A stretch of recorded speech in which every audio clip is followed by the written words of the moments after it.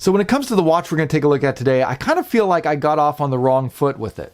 Within a few minutes of opening the box, there were three things that kind of had me concerned and didn't leave the greatest first impression. So after kind of a rocky start, I feel like this watch sort of had to do a lot to win me over. But I gave it a shot, and the more I wore the watch, the more things I found that I liked about it, to the point that it's become one of the watches that I reach for almost more than any of the other ones I've got in right now. Despite the concerns, this is one of the best everyday wear pieces I've seen. Today we're taking a look at the Concordia from Charlie Paris.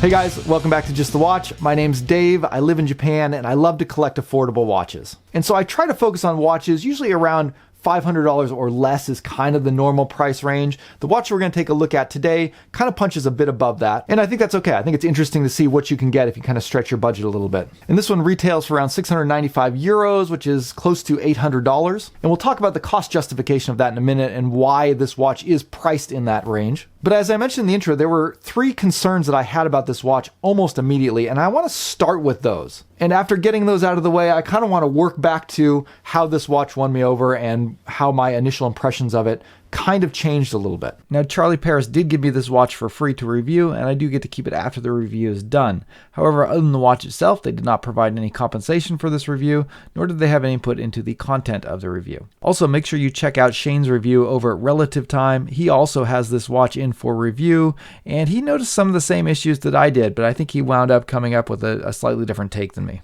So I'd highly recommend that you check out his review as well to kind of get a second opinion. The first thing I noticed almost instantly was that there was dust under the crystal. There was a fairly large speck that was plainly visible to the naked eye on the black dial. The second thing that I noticed was that the bezel is misaligned. It has a 120 click unidirectional rotating bezel, and it's about half a click off. Now, in regards to those first two issues, I contacted Charlie Paris to ask them about them. They said that they were very sorry about the dust under the crystal. That's definitely something that they would replace, and they offered to send me a replacement if I wanted to ship it back to them. But in regards to the misaligned bezel, that's something they said they typically would not offer a refund or an exchange for. The third issue was more minor than those two, and that was that the threading on the crown was a little bit rough, and it kind of requires a little bit more effort to get the crown screwed back in and unscrewed.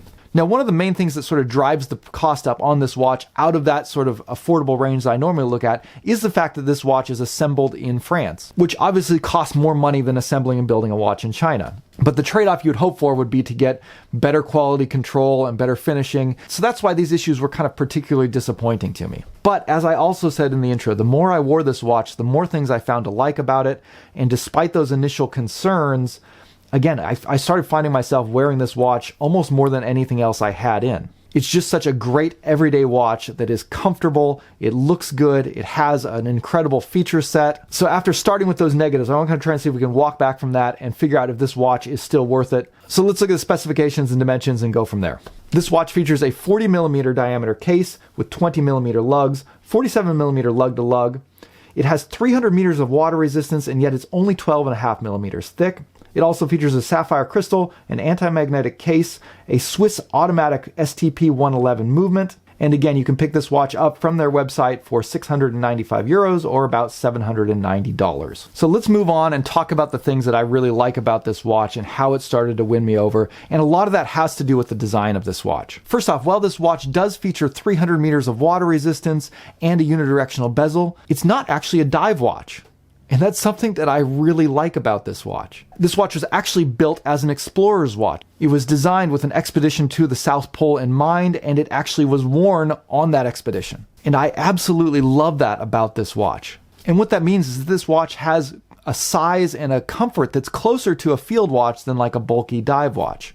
The bezel is very slim, so it has a little bit more of an elegant look to it. In fact, a lot of the design is very understated. And yet, despite that, the finishing on this watch is excellent. And when you zoom in and look at the details of this watch, whether it be the applied markers or that kind of sword-shaped beveled handset, everything really looks amazing. Even the matte black dial has a measure of refinement to it. In bright lighting, you kind of see that it's not just a pure black, that there's some kind of like speckles in there. It has just a little bit of a shimmer to it. And when you put all of that together, the watch just has a really great impression on the wrist. It looks, feels, and wears like a high quality piece. Now, in regards to the dial design, there's two things I would like to see change, and that's in regard to both the 12 o'clock and 6 o'clock markers on the dial.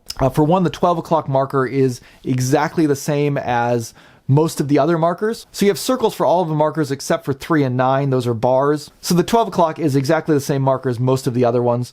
I like to see something different at 12 o'clock to help you orient yourself, particularly in the dark. It's nice to see a different marker there. I would have liked to have seen, I don't know, a triangle or a bigger circle or something a little bit different at 12 o'clock. And then in regards to 6 o'clock, you don't have any marker. Instead, you have the 6 o'clock date. But because of the orientation of the date wheel on the watch, the date is slightly raised from where the marker would be. And most often what I like to see in that situation is a half index down at 6 o'clock. I think that looks a little bit better in the day, and it gives you a little bit of lume at night when you get to the lume shot. On the positive side, another really cool design choice, and probably the most distinctive feature of this watch, the thing that really sort of kind of gives it a little bit of flair, is the crown that they've done. This is sort of a cone-shaped crown with a black insert in the middle of it. It has a signed crown, but it's not signed with their logo. It has this kind of interesting pattern inlaid into the top of the crown. And it is easy to get a good grip on the crown. However, as mentioned before, you do have to put some effort into screwing it in and unscrewing it, to the point that there is a little bit of discomfort on my fingers when I do that. So it's not the smoothest when it comes to winding and unwinding. And I absolutely love the feature set on this watch. This watch features a timing bezel, a date, a sapphire crystal, 300 meters of water resistance, and it's extremely comfortable on the wrist.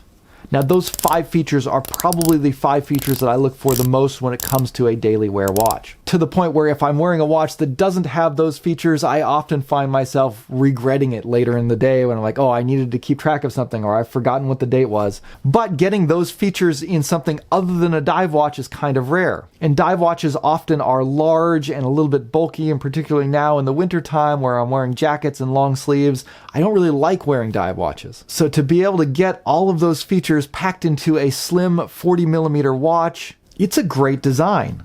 And that's something that also won me over. Like, initially looking at this watch, I thought it's kind of boring. It's kind of simple. It's like, well, hasn't this been done before? But actually, it's kind of rare to find that feature set and that kind of refinement in a watch in this price range. And it's an interesting direction for the brand itself. Let's talk a little bit about Charlie Paris and get kind of an idea and a feel for who they are. They're a French micro brand that kind of got their start a few years ago.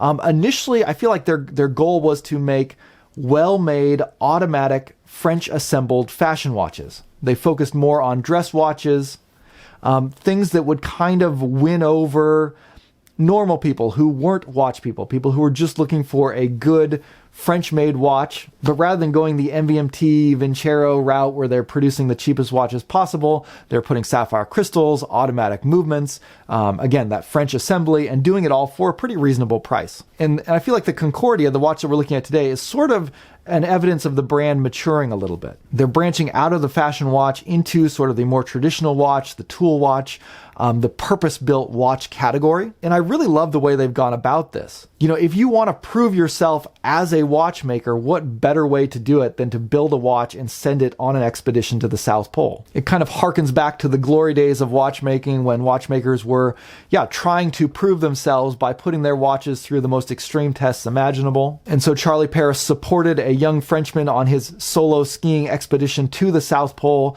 and on that expedition, he wore this watch. It survived and ran perfectly. And if it can survive on a trip to the South Pole, it can survive for me if I'm skiing or snowboarding or hiking or doing any other kinds of winter activities.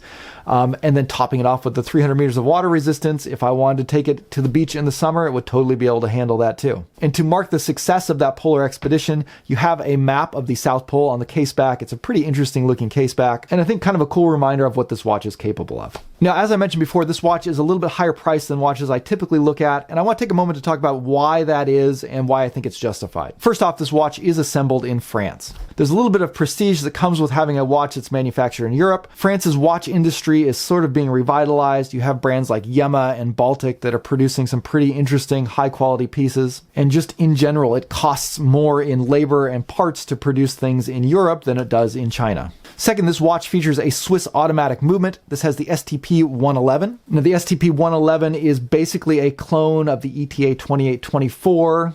just like the Sellita SW200. STP is a relatively new Swiss movement manufacturer. They're owned by the Fossil Group, who also owns Zodiac. So Zodiac uses STP movements in a lot of their watches. So you'd get the same kind of movement that you would find in sort of mid-range to low-tier luxury watches like Zodiac. In my opinion, it's an excellent movement. I really like it. And it's running very accurately. This one's running about plus 1.7 seconds a day in my watch. And typically any watch that's going to feature a movement of this caliber usually starts at around $500 and can go up into the $2,000 range. Another thing that this watch has going for it that again kind of pushes the price tier up a bit is that it has an anti-magnetic case that's going to protect that watch movement from becoming magnetized, which will often cause it to run very erratically. It's one of the more common movement issues that you're going to face, so it's really nice to have that added protection against that. And again, it's not something seen on a lot of budget watches. Another thing that I think really justifies the cost is the fact that this watch features 300 meters of water resistance, and yet it's only 12.5 millimeters thick, including a domed sapphire crystal. That takes some engineering to do. Most watches that feature a 300 meter water resistance require a thicker case, which is going to be less comfortable on the wrist and more bulky. So I think that's another thing that sort of justifies this higher cost. And then finally, the thing that you are going to get in this price range is a higher level of finishing. The polishing is cleaner, the brushing is a little bit sharper, the distinctions between the polishing and the brushing is also more defined. These details are very small, but they do leave a good impression on the wrist. Finally, let's take a quick look at the lume. The lume on this watch is okay. It's good for what I think it is. It's not as powerful as you would find on a lot of dive watches. It's sort of mid-range, but it's definitely a functional level of lume for what's kind of more like a field watch. It's easy to read in the dark, and when I ran it in my J-score test, it scored a 5, which means that it's about half as bright as a Seiko Samurai. So again, kind of middle of the road when it comes to lume. Now this watch is one that you can really dress up and dress down. It's going to look good on a wide range of straps, and Charlie Paris sent me actually 2 straps over to check out that they provide. The strap of this watch came on as a simple black canvas strap. It's a very utilitarian watch strap that, yeah, if I was going to go skiing or hiking or something like that, it's probably the one I would wear with it. The strap is pretty decent quality, but it doesn't feel like anything special, and I kind of wish that they had done some branding on the buckles or somewhere on the strap. It almost feels like they just got a generic strap put on there because there isn't any branding on the strap itself. They also sent over a leather strap, which kind of changes up the look a lot, gives it more of a casual look. I like that black and tan contrast, but that one kind of has the same problem. The buckle is not signed on that one as well. You do get their branding on the underside of the strap, so it does have some indication that they produce this strap for their watches. But yeah, on both of those straps, I would have, I think, liked to have seen like a signed buckle or something like that as well. However, that said, with 20 millimeter lug openings, you're going to have a lot of strap opportunities to go third party, and I've had a lot of fun pairing this up with different straps. One of my favorite looks has been with Artem's new sailcloth strap. I think it looks great on that, and I'm probably going to wind up keeping it on that for a while. Anyways, to wrap all of this up, so this is a watch that I really like, despite those initial concerns, and those are things that you need to think about, especially when you're considering spending this amount of money on a watch. But as long as the quality control issues like the dust under the glass are taken care of, and if you are also not too concerned about bezel alignment, if you're okay with it being slightly imperfect, because it seems like that's something you'll have a harder time getting remedied if your watch does have that. If you can get past those issues, what you wind up with is, again, what I think is one of the best designed everyday watches that I've seen. So that's my take on it. I'd love to hear your take. Drop me a comment down below. Let me know what you think of this watch. If you're interested in picking up a watch t-shirt like this one, you can grab that on my website at justthewatch.com. But that's going to wrap it up for me today. Thank you guys for watching, and we'll see you next time. Bye.